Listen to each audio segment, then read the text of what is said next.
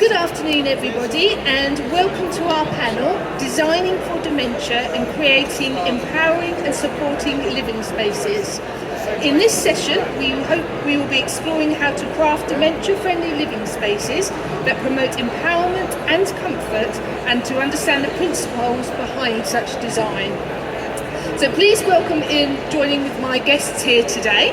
I'd like to start by asking each of them, starting with Matt here, if he could introduce themselves and with a short couple of sentences provide their mantra behind creating empowering and supporting living spaces. Sure. Good afternoon. I'm Matt Oxley. I'm CEO and founder of Whippet, the healthcare marketplace. I'm here to support these experts with regard to this subject today. But I guess my mantra in terms of the subject we're talking about today is choice of partner and use of technology is really important. It will mean that you can create more for less, and I'll pick up on that shortly. Excellent, thank you. Thank you. Kerry? I'm Kerry Southern Reason. I am the MD and founder of Care Home Interiors Company.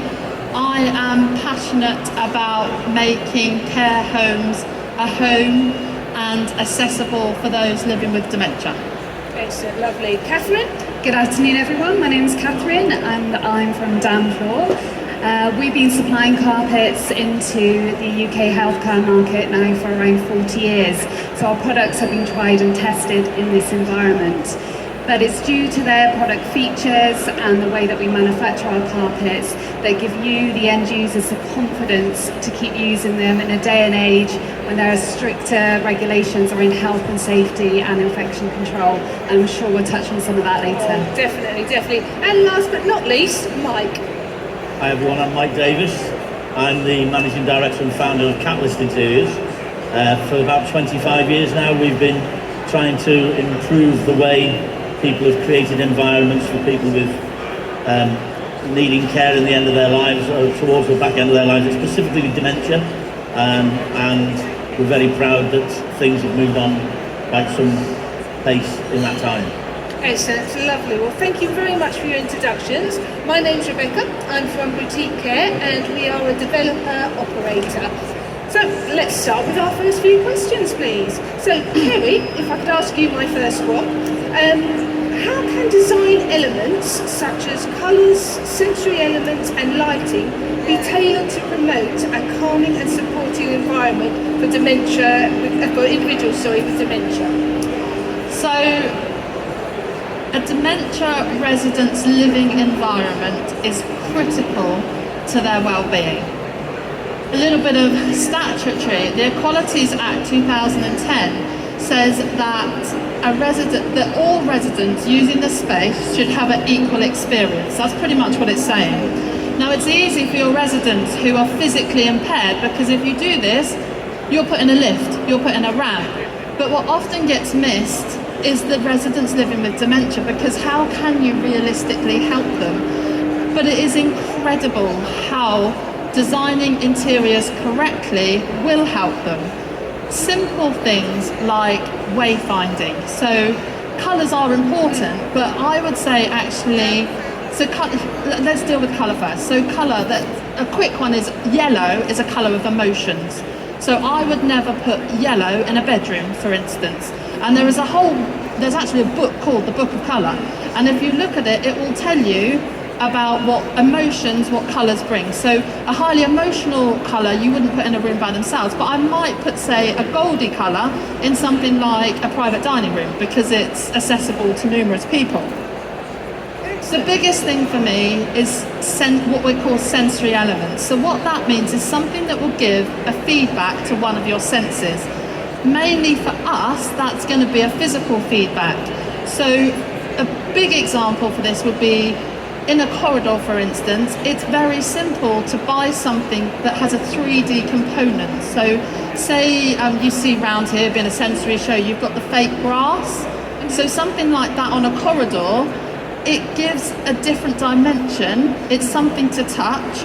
We will often, in a picture frame, put a crisscross, put some flowers in it, it's nice to look at and they can touch it, and it breaks up your corridor. Subtly, but actually really importantly, it acts with wayfinding. So if you have these very distinctive things, one care home recently, we fitted a multicoloured umbrella on the wall in a picture, and it just helps them find their way round.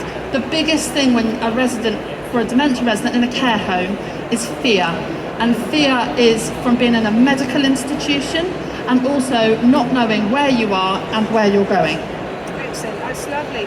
You touched on just earlier about the fact you wouldn't put yellow into a bedroom. Is there anything that when you look at a care home that say a client might ask for, that you just think, oh no, that's not what we should put in, and you would recommend to avoid? Is there anything that you could say?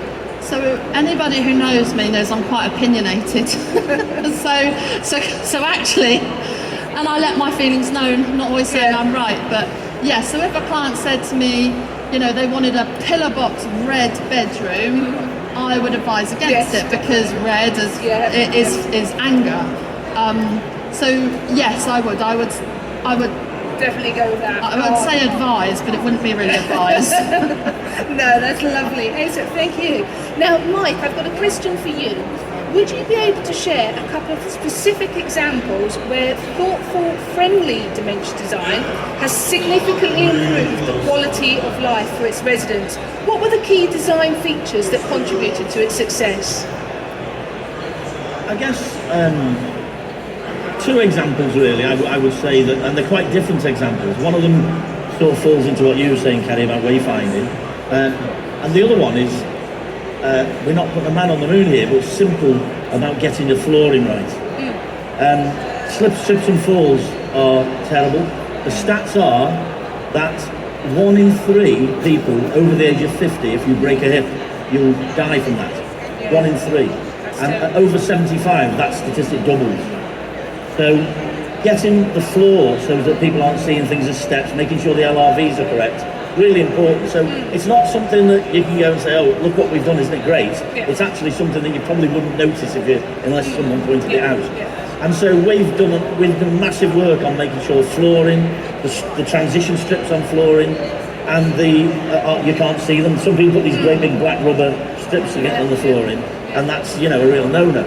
So that's one thing where we've seen results where we've reduced slips, trips and falls, and so reduced deaths in the residents. So that's a real big thing, but what we've done isn't very sexy, it's just getting it right. And the other thing, talking about wayfinding, I'll mention later on about, you know, one of the initiatives we're working on at the moment, but we too feel that wayfinding is massive. And so we look at any studies that are out there. We try and look at outcome-based studies. And there's a study that was done recently in the States. If you get onto my LinkedIn profile, I've put a post today which has got a link to the study and our wayfinding strategy that comes from that. We've done a study, we've read the study, and the study talks a lot about waypoints. So there's a little bit of what Kerry was saying, something that's really of significance in a place, and it's going to be there every day, and people know that if I go past this, my room's that side of it or whatever. Because wayfinding isn't just signage, is it? It's the other little cues that you can do. Well, a lot of people have used colours, they've used various things, and then you've got your memory box outside. I'm not a lover of them really, but they're there. But you know, you can't see your memory box when you're in a lounge. When you're coming out of the lounge trying to find your room, you can't see the colour of the corridor, you can't see the artwork. But you can see carefully placed objects, and when the resident comes in new, part of the strategy is that the staff will say, okay, Peter, when you come out of here, you're going to go right past the Charlie Chaplin statue. And then when you get to the next choice of a left or right, you're going to take a left past the umbrella stand, something like that. And so using those cues to get people to find their way about has been really successful. And one of the big things that you shouldn't underestimate is, imagine being lost all the time, every day. And if you want to get a resident where they're calmer, happier, sorting out the wayfinding is massive in that. I would just add, the biggest thing I would do, you know, just a quick tip, is that where your toilet is, just always make sure your sign for the toilet sticks out like a bus stop. Because if you're at that end of the corridor, and you're walking down, if you see the toilet sign and a picture of it as well, that's very reassuring, because if you need the toilet and you don't know where to go, it's terrifying. Excellent. Yeah, excellent. Even as an adult. Yeah. No, it is, definitely even as an adult, as you say. Mike, you touched on flooring, so that brings us brilliantly into a question for Catherine. As technology continues to advance, how can innovative technologies be integrated into dementia-friendly designs to enhance safety, familiarity and overall well-being? Yeah, so often when we talk about technology, we think of something that is computer-based, something perhaps AI-generated, but actually technology comes in many forms. And our carpets have an innovative nanotechnology, and this is our antimicrobial yarn technology. So this is a permanent coating on our carpet fibres. It doesn't lose strength over time, and it has what we call a log reduction, a 4-log reduction. Now to you and I, that is a 99.99% reduction in harmful bugs and bacteria. And this can be anything from the likes of MRSA, E. coli, C. diff. It's also been proven effective against SARS-CoV-2. So this antimicrobial coating attracts any bugs and bacteria that actually happen to find its way onto the floor. It basically breaks the cell membrane and then electrocutes the cell membrane, rendering it inactive and unable to repopulate and spread.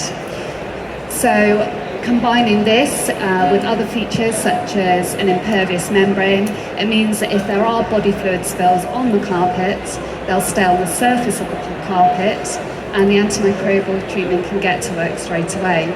Now this happens on a soft, flat surface, like some vinyl for example. If a spillage occurs, it's immediately a slip hazard, so it's not very safe. It can spread, so the nature of liquid on the floor spreads, and actually a lot of the soft floor furnishers don't actually have this antimicrobial yarn treatment, so we are providing a first line of defence against the spread of infection. Now, as Mike mentioned, carpets have so many therapeutic benefits. They can help with wayfinding, they can improve acoustics so that they can reduce the noise in care homes. They can improve indoor air quality, so it's really important that carpets do have a place within interior design schemes to make sure that they're creating homely and therapeutic environments for the residents. Oh no, that's excellent. Just asking, just a thought there. So post-COVID, have you noticed more of an uptake in this sort of thing, more questions being asked on your carpets? As you mentioned the fact that SARS, have you found more to do with this? I mean, people ask the question more often now, and I think there is more of a need to have this treatment on not just carpets, but other textile finishes. I mean, it's something that's been on our carpets for over 10 years. So it's not a new technology to us, but I think, as you say, in this day and age where infection control teams are asking those questions more regularly, it's good to be able to say, well, actually, your carpets are providing that first line of defence. It's never something I've thought of, if I'm honest. It's always been with carpets, it's been about colours and sort of textures and patterns, but I've never really thought it through about how they can actually help with infection control. That's excellent. So, Matt, I come to you now. So, to create empowering and supporting spaces for operators is a complex matter, and a vast range of different products can be a procurement nightmare. How can you make it easier while still ensuring value for money? Sure. Well, let me pick up on two themes I mentioned at the beginning. Excellent, thank you. One is around choice of partner, and I think that's what's hopefully, and it certainly impressed me, that's come across already, is getting a partner that brings you genuine expertise in designing great spaces for dementia or for other elderly residents in your home. And that choice of partner is essential, rather than, and call me old-fashioned, rather than just looking at a company that's moved into that space as a way of growing, rather than they've grown up in that space and have got deep-rooted, genuine expertise. So choice of partner for me is a really important aspect. And then the second piece is around use of technology. I was chatting with Mike earlier, and if you imagine when you create some of these spaces, an easy way of describing the complexity of everything you buy is you tip the home upside down, and anything that falls out of it, you've had to buy. Now, invariably, that means products and services across a multiple of suppliers. And the use of technology now enables that to be a lot more efficient and a lot more straightforward to you.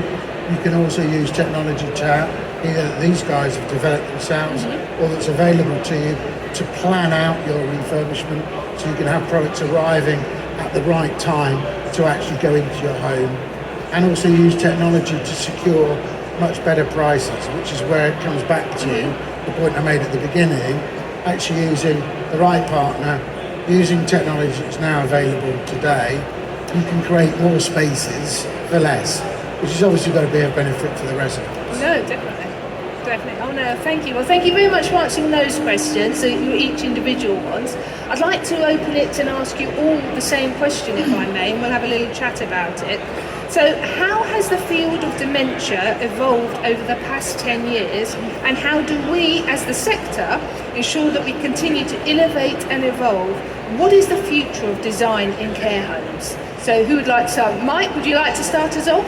What's the future? Okay. Well, dementia hasn't changed much. You know, it's still the same condition with the same, you know, outcomes. But I think the way people understand it has changed a lot. A lot more people are educated in it now and understand, you know, the implications of it and what you need to do to overcome it.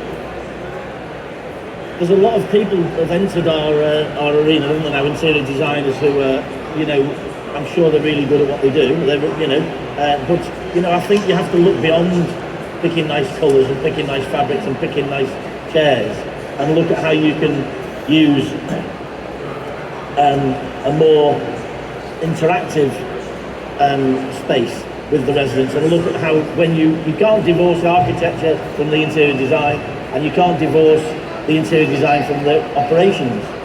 Just thinking you're going to interior design something, walk away and leave it, and that's it, done. You know, the people who are operating that building have to work with it. So we're working on a concept called experiential design, where we're trying to find how the senses we can create an environment that uses techniques to interact with the residents' senses to make them feel the way we would like them to feel in that space. And so a quick example, I don't want to say too much time, but a quick example would be, you know, we wrote a list of how we want them to feel in a particular space, and so happy would be one. You know, so happy, if you are lost all the time, you're not happy. So get the wayfinding stuff. So can we sort wayfinding? What next? You know, and we had a big discussion about what is happiness. You know, what is joy? What is happiness?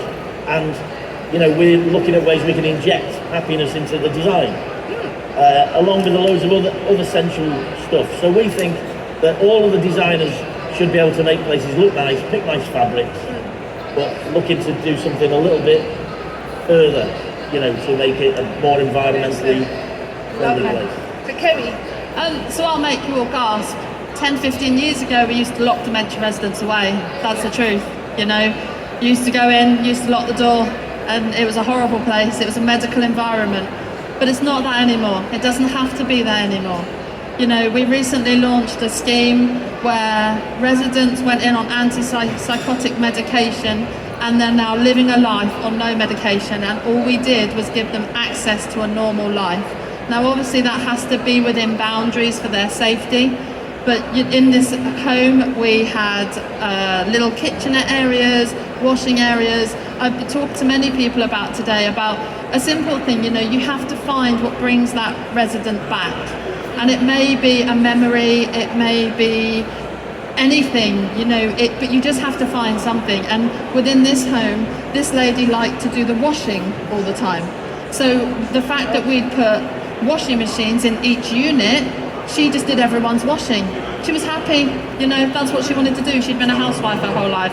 Believe me, that's not where I'd be happy. But you know, and I think that, you know, for me personally, I don't know if others agree, but You know, you can walk around this show, you can pick up a fabric book from one of these fabric suppliers, and any of you can design a nice care home. They do it for you. It's easy. But that's not what we need to do. We need to bring the residents into the interiors, to interact with it, and to live with it. So my feeling, just this is a personal thing, I don't know if people think it's the right way, but I think personalisation is the key. You know, we talk about with care plans, personalised care. But for me, if we can personalise the interiors and make that bedroom more personalised, then that will hopefully calm the resident and in time have a nicer home. No, that's excellent. Okay, what about yourself, Catherine? Sorry. So for us, I think it's we do a lot of work with the likes of Mike and Kerry, making sure that we are developing ranges and colourways that work with their beautiful schemes. Many of our ranges have been approved by Stirling University for use within dementia, and we continue to keep abreast of recommendations to make sure we are developing products that suit. But for us, I think yarn technology, as I touched on before, is a key one for us to make sure that we are producing carpets that can withstand the demands of the care environment, because we all know that, as I said before, infection control and cleaning and maintenance, we have to produce those ranges that work for you and give you the confidence to keep using them. So for us, we will continue to research into different yarns and different designs and colours that work across the board. I'm just gonna show you a quick prop because it's far more interesting than definitely. So for instance, this is something that we've launched at the show. So what this does is it's sensory tactile. Obviously, we all have agency staff. You know, we wish we didn't, they cost a fortune, but it's the reality of the situation we're in.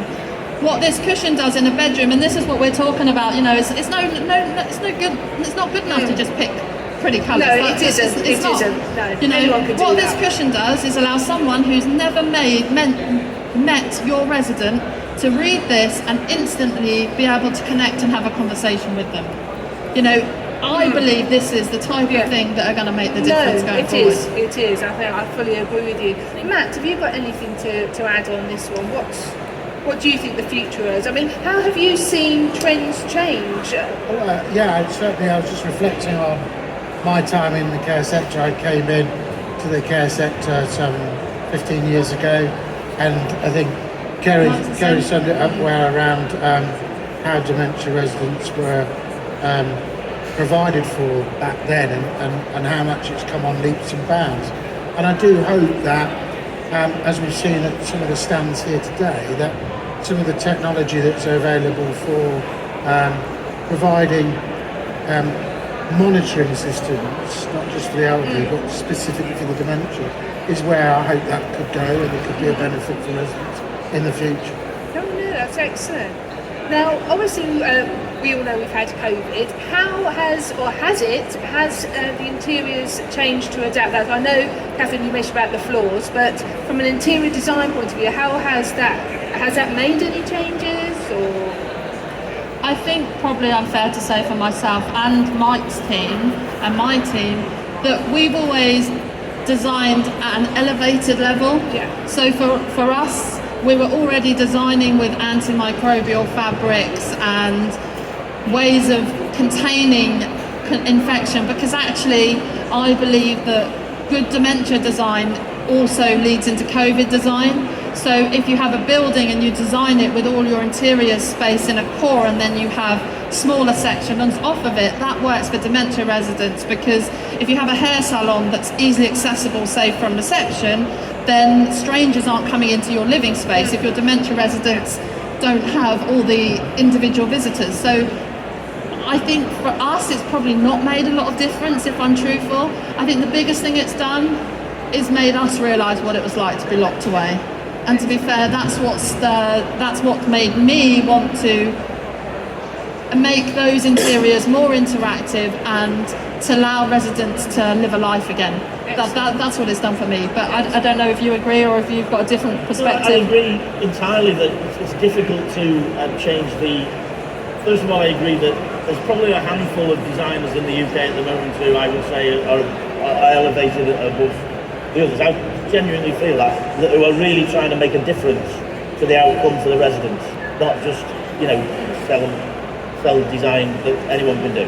But the big change has been in the architecture. Yeah. I think people are looking at the way where spaces are in a building and how it is easy to maybe compartmentalise one part of the building from another, so that if there's an infection in there, they can then still operate that without closing down all of the other So places. my question then, because I was going to bring that up actually, is when do you think the optimum time is to get your services involved in designing a care home? Because obviously used to be that you perhaps would be at the very end and you'd be doing the little pretties. Is it something that we should be getting your services in from the very point of conception? It's vital. It's Pre-planning. absolutely vital. Yeah, pre-planning. Pre-planning. I'll give you an example. It's happened this week. I won't mention any names, but there's a developer who's found a plot of land. He's got an architect to draw the building, and then he's gone and got planning permission, and now he's asking for the interior. Oh, he's gone to the builder. The builder's tendered for it and won the award to build the building, and then he's come to us, and we've gone, oh, you really need to do this here, that there, and now they say, no, well, that's easily done, but the builder's already quoted for that. Or something simple like, we've got one client that likes a piano in the middle of the reception, and it plays itself and all that. You may or may not like it, but this client likes it. Well, we need a socket in the floor. Yeah. And trying to get if you ask a contractor to remove a socket, he'll save you 20 quid. If you ask him to put a socket in, he wants 500 quid. So, so we've all been there. And so it's really important because you can affect things that environmentally help the residents at that time where it's very difficult or costly to try it later on. We'll do it, Kerry. To put it into perspective, some of the award-winning schemes we've worked on, we will do 80 hours of collective discussion, and that means ME consultants, architects, the client, around the table, pre-planning. No, that's it. And that's 2 years in advance. Yeah, that's what makes a good care home. That's what it stands out when you're putting that work in at the very beginning. People say, what makes Pinder's award winner? It's not picking colours. It's 2 years of planning of a collective team. No, I fully agree with you, and that's something at Boutique that we're very keen to do from the very beginning, is to get your thoughts and feels and build with that in mind. So that's excellent news. Right, well, I think we're almost coming to the end of today's session. So my first thing is just to say, does anybody have any questions that they'd like to ask our panellists at all? They're not in. We go, no. Where's the lady with the mic? Do we have a lady with a mic? Do we have a lady with a mic? Do we? Oh, here she comes. Here she comes, she's sorry. I've thrown There's you. definitely no questions there. Oh, very good. Hello, that was super interesting. I really enjoyed that, thank you. If you were working with a client with a really limited budget and you could make one change that has to be an absolute go-to, it's the only thing they can do, what would be your suggestion? Excellent question. I think, Mike, let's go with you first. Well, at the risk of trying to look like I'm swerving the question, I want to know more about the residents and what that person needs and desires, because what's right for one isn't right for another. Wayfinding is important, and there's lots of things that are important, but without knowing the residents and what that resident's condition is like, it's difficult to know where you'd spend that, however much money it is. I'll answer it just because in a way that I think what you want. So we had a developer come to us, building 10 homes. I kid you not, they have a third of the budget of what our other clients have.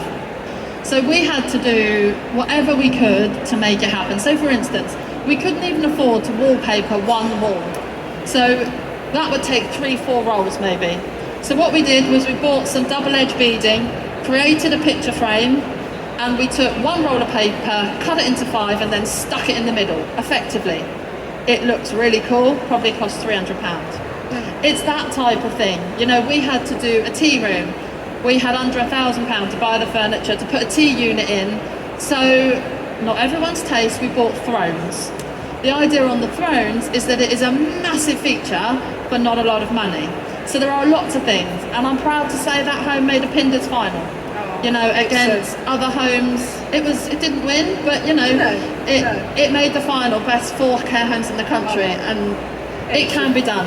It just takes a lot of effort. It does. Well, on that note, I think that is the end of today's session. So I'd like to thank you all, thank our panellists first for their time and giving out and discussing it. I'd like to thank you all for joining us today. So thank you very much. Thank you. Thank you very much.